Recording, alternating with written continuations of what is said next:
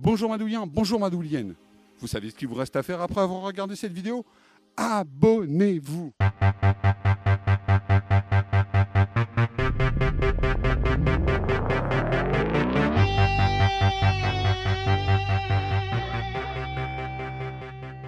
Au commencement, Rocketeer était un comics de Dave Stevens qui avait fait ses premiers pas dans le milieu de la BD en collaborant avec Russ Meaning, connu pour ses aventures de Tarzan et ses adaptations de Star Wars en comics.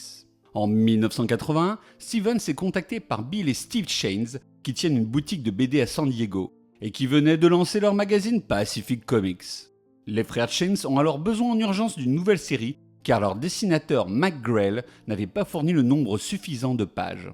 L'auteur va alors créer Rocketeer en s'inspirant d'un serial, c'est des films à épisodes des années 40, c'est les ancêtres des séries, King of the Rocketmen, qui mettait déjà en scène un homme à jetpack. Le comics est un succès et permet à son auteur de recevoir 2 Jack Kirby Awards. Stevens essaya, pendant de nombreuses années, de faire financer une adaptation de Rocketeer, alors qu'il travaillait pour le cinéma en tant que storyboarder ou directeur artistique sur les Indiana Jones et le Godzilla de Steve Miner, qui ne verra cependant jamais le jour. Le projet Rocketeer connaît alors un long développement, pendant lequel les scénaristes de la série Flash s'occupent de développer un script, tandis que William Deere, qui a signé Bigfoot et les Anderson, est envisagé par Stevens comme réalisateur. Alors que Spielberg est un temps intéressé, le film finit par être signé par Disney.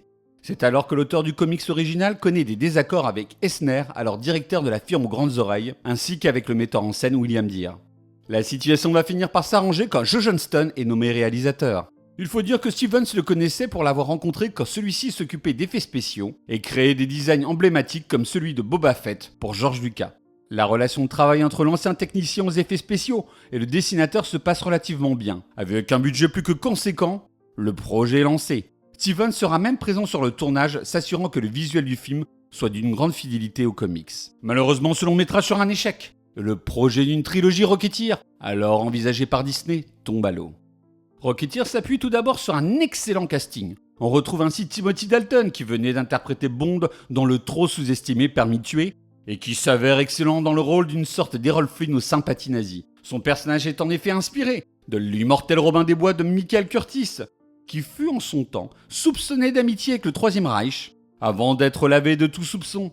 L'héroïne de Phénoména et Labyrinthe, la divine Jennifer Connelly, tire également son épingle du jeu dans le rôle d'une apprentie actrice amoureuse de Cliff, le héros du film. Pour l'interpréter, la production a fait appel au quasi-inconnu Bill Campbell, dont la jeunesse et le charme correspondent parfaitement au personnage indestructible du comics. Enfin, à leur côté, nous avons des acteurs expérimentés du cinéma américain, comme Alan Arkin, qui joue le mécanicien, ou Paul Sorvino des Affranchis en mafieux patriotique. Un casting de qualité qui participe au plaisir que nous avons à regarder Rocketeer. Néanmoins, l'absence de stars peut expliquer l'échec du film au box-office. Mais avant tout, si Rocketeer est un film si agréable à regarder, c'est grâce aux soins apportés à la reconstitution du Los Angeles de la fin des années 30. Johnston est en effet un excellent technicien dont le travail chez Spielberg ou Lucas lui a permis de développer un savoir-faire indéniable en tant que directeur artistique.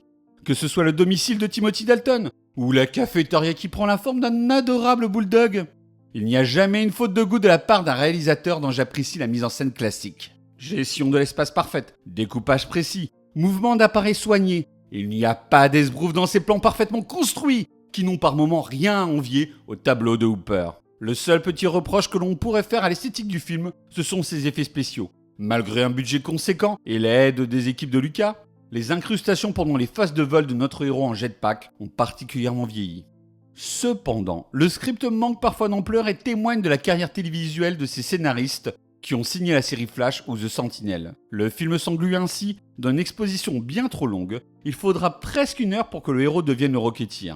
De même, les enjeux du scénario sont limités. Les roquettes qui permettent au héros de voler ne sont au final qu'un prétexte pour développer un scénario où tout le monde court pour rechercher le réacteur dorsal, sans que le script développe de vrais antagonistes face au héros ou bien une histoire plus élaborée.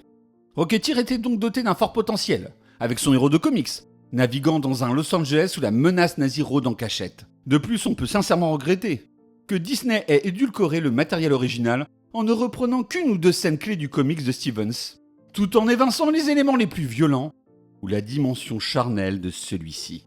Néanmoins, Rocketeer est un film bourré de charme. C'est une œuvre à voir ou à revoir pour de magnifiques séquences, comme ce dessin animé de propagande que découvre notre héros où l'on voit surgir les nazis avec des réacteurs dorsaux. Je vous invite donc à replonger dans un Los Angeles où un jeune et beau pilote d'avion devient grâce à un jetpack un super héros bottant le cul au Troisième Reich. Bon film à tous.